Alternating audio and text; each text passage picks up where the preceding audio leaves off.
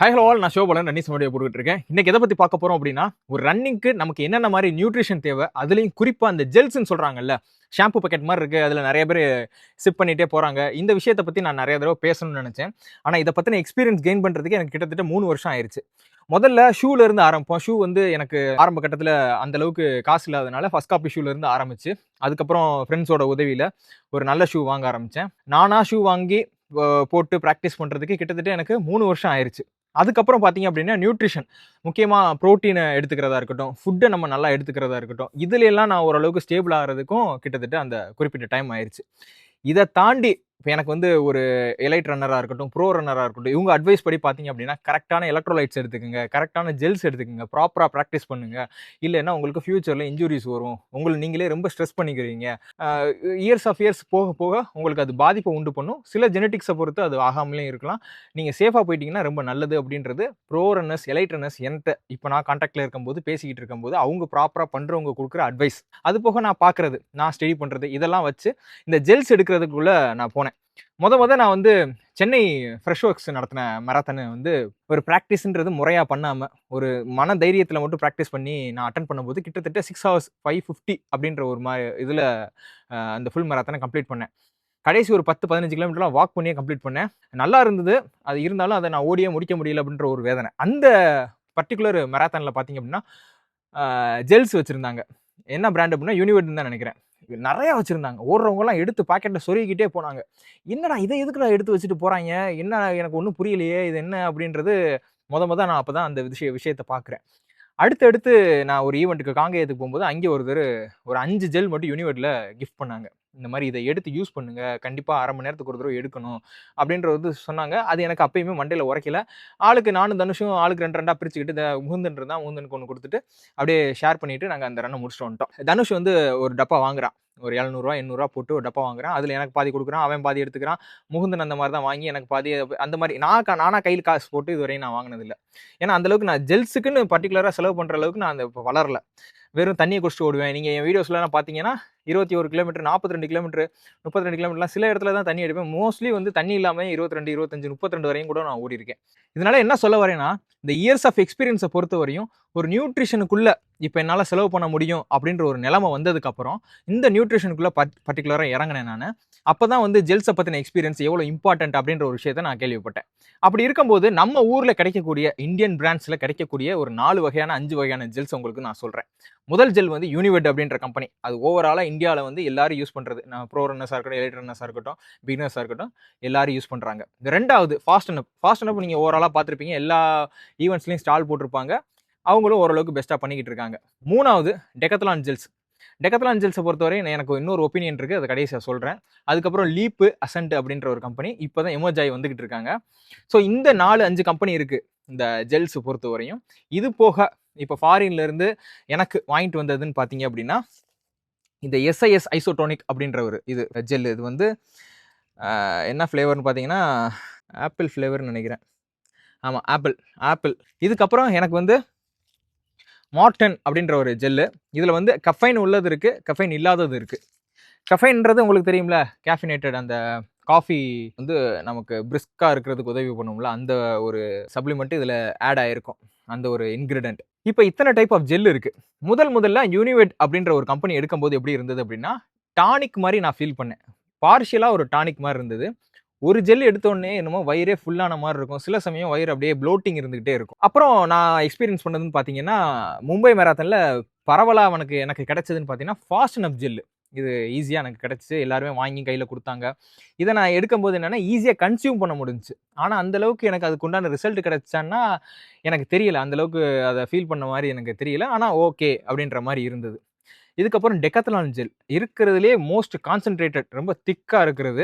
இத எப்படி எடுக்கணும்ன்றத நான் நெக்ஸ்ட் இதுல சொல்றேன். இதுக்கப்புறம் லீப், அசன்ட் இதெல்லாம் வந்து அந்த ஸ்டால்ஸ்ல வந்து டேஸ்ட் பண்ணி பார்த்திருக்கேன். இப்ப யூனிவெட்ட பொறுத்தவரையும் அந்த திக்னஸ்க்கு 25 கிராம் கார்போஹைட்ரேட் இருக்கும். இப்ப நம்ம 1 மணி நேரம் ஓடுறோம் அப்படின்னா, குறைஞ்சபட்சம் 60 கிராம் கார்போஹைட்ரேட் நம்ம உடம்புக்கு தேவைப்படும். ஸோ அதனால 1 மணி நேரத்துக்கு 2 ஜெல் அப்படின்ற மாரி எடுக்கலாம். 25, 50 to 60 கிராம் அப்ராக்ஸிமேட்டா. சரியா? இதுல வந்து கேஃபினேட்டட் கன்டென்ட்டும் இருக்கு, கேஃபினேட்டட் இல்லாமயும் இருக்கு.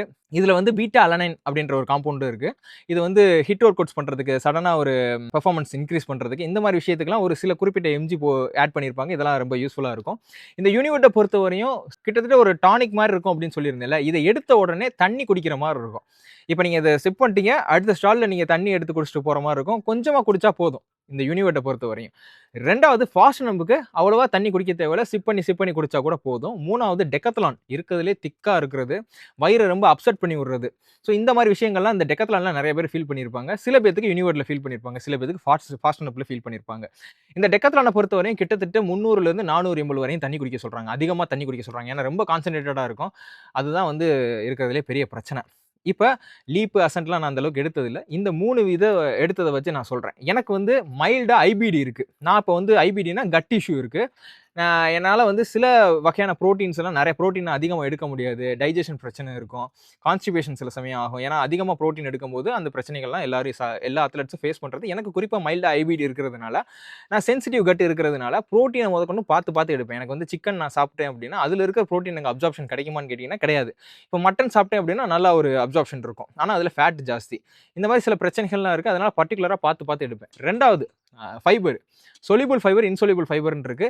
எதை எடுத்தா மறுநாளைக்கு நம்ம ப்ளோட்டிங் இல்லாம, நம்ம வயிறு வந்து ஃபுல்லா கிளீன் ஆகும் அப்படின்றதுல அதுலயும் குறிப்பிட்டு பார்த்து எடுக்கிற மாரி இருக்கும். சில பழங்கள் வந்து கான்ஸ்டிபேஷன உண்டு பண்ணும். ஃபைபர் இருந்தாலும், சில பழங்கள் வந்து சொல்யூபிள் ஃபைபர், இன்சொல்யூபிள் ஃபைபர்ன்றத பொறுத்து அடுத்த நாள் வந்து நமக்கு அந்த கான்ஸ்டிபேஷன் இல்லாம ஃப்ரீயா இருக்கும். ஸோ இதெல்லாம் வந்து எதுக்கு இத சொல்றேன் அப்படின்னா, இப்ப யூனிவர்ட்டா இருக்கட்டும், டெக்காத்லானா இருக்கட்டும், ஃபாஸ்ட் நப்பா இருக்கட்டும், இதெல்லாம் வந்து அந்த thick concentrated artificial flavours, some பிரிசர்வேட்டிவ்ஸ்லாம் ஆட் பண்ணியிருக்கிறதுனால, நமக்கு கட் எஃபெக்ட் இருக்கிற ஆளுக்கு வந்து சில பிரச்சனைகள உண்டு பண்ணும். கொமட்டல் இருக்கும், ஒரு நாசியான்ற ஒரு ஃபீல் இருக்கும், ப்ளோட்டிங் இருக்கும். நமக்கு சில சமயம் டயரியா இந்த மாரி பிரச்சனைகள் கூட ஓடும்போது நமக்கு ஃபீல் பண்ற மாரி இருக்கும். இந்த மாரி நான் வந்து கொல்கட்டா 25 கிலோமீட்டர் ரன் பண்ணும்போது இதே மாரி ஃபாஸ்ட் நப் தான் எடுத்தேன் நானு. 4:45ல புஷ் பண்ணலாம்னு தான் நான் ட்ரெயின் பண்ணிட்டு போயிருந்தேன்.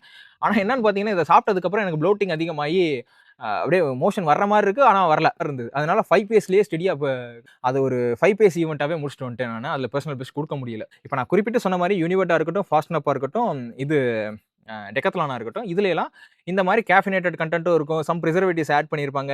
ஜெல்ஸோட கான்சன்ட்ரேஷன் வந்து கொஞ்சம் முன்ன பின்ன இருக்கும். சில பேத்துக்கு ஒத்துக்கும், சில பேத்துக்கு ஒத்துக்கிறாது. குறிப்பா இந்த மார்டன் அப்படின்ற ஜெல் வந்து எப்படி இருக்கும் அப்படின்னா, கிட்டத்தட்ட நம்ம ஜெல்லி சாப்பிட்டுருப்போம்ல சின்ன பிள்ளையில வாங்கி. அந்த மாரி இருக்கும். மெண்டு அப்படியே சாப்பிடுற மாரி இருக்கும்.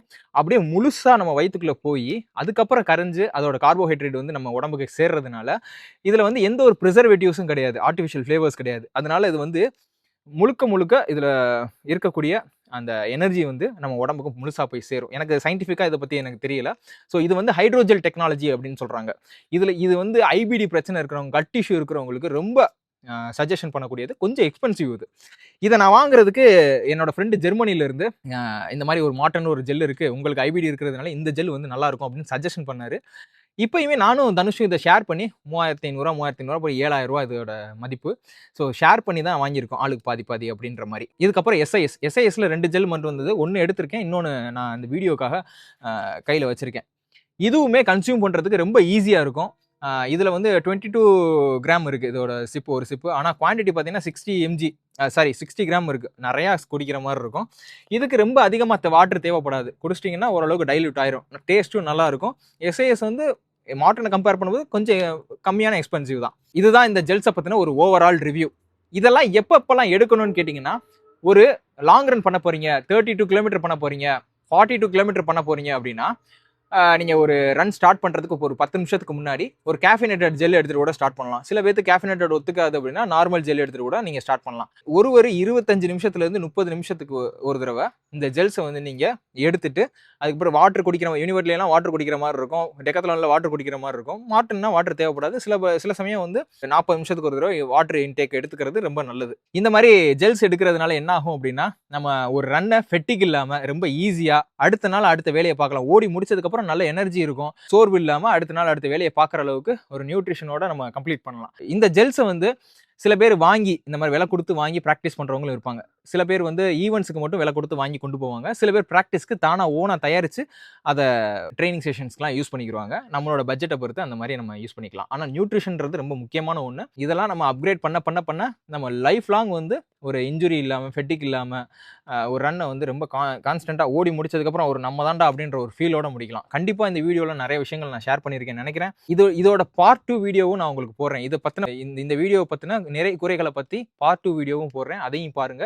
பார்த்துட்டு உங்களோட ஒப்பீனியன கருத்துக்கள கமெண்ட்ல டீசென்ட்டான முறையில சொல்லுங்க. நன்றி.